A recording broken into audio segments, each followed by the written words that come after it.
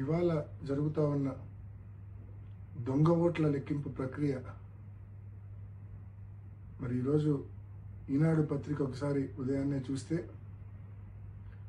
వారు రాసిన titles sub titles ఒకసారి చూస్తే ఉత్కంఠకు పడనున్న తెర అంట, నువ్వా నేనా అంట. లోకేష్ గారి స్టేట్మెంట్, ప్రజాస్వామ్యం నిలబడింది అంట. ఎవరిని నమ్మించడానికి ఈ మాదిరి రాతలు రాస్తా ఉన్నారు? అసలు ఓటింగ్ జరిగింటే కదా అక్కడ మీరు ఈ మాదిరి రాతలు రాయాల్సింది. జరిగిందే దొంగ ఓటింగు, దానికి మళ్ళా ఉత్కంఠ, దానికి మళ్ళా నువ్వా నేనా, దానికి మళ్ళా ప్రజాస్వామ్యం నిలబడింది అంటే మీ ఉద్దేశము దొంగ ఓటింగ్ జరిగిందన్న విషయం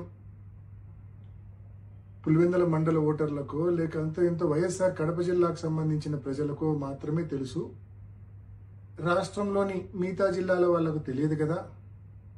మన ఎల్లో మీడియాను అడ్డం పెట్టుకొని రాష్ట్రమంతా ఏదో నిజంగానే ఓటింగ్ జరిగింది, ఆ ఓటింగ్లో తెలుగుదేశం పార్టీ గెలిచింది అని చెప్పి మభ్యపెట్టచ్చు అని చెప్పి ఈ మాదిరి రాతలు రాయడము ఎంత అనైతికం అని చెప్పి నేను తెలియజేస్తా ఉన్నా.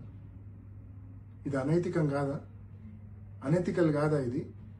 దొంగ ఓటింగ్ జరిగిందన్న విషయం మొత్తం స్పష్టంగా అందరికీ అర్థమైంది. అయినప్పటికీ మీరు ఈ మాదిరి రాతలు రాస్తా ఉన్నారంటే మీ న్యూస్ పేపరు మీ ఛానల్ ఎంత అనైతికలో ఒకసారి గమనించుకోవాల్సిందిగా, ఇంట్రాస్పెక్ట్ చేసుకోవాల్సిందిగా నేను మనవి చేస్తా ఉన్నా. నిజమైన పోటీ జరిగి ఒక 5 ఓట్లతో తెలుగుదేశం పార్టీ గెలిచినా కూడా వారికి ఎనలేని తృప్తి సంతోషం ఉండేది, మాకు ఎనలేని బాధ ఉండేది నిజమైన పోటీ జరిగింటే. కానీ ఈ మాదిరి పోలీసుల సంపూర్ణ సహాయ సహకారాలతో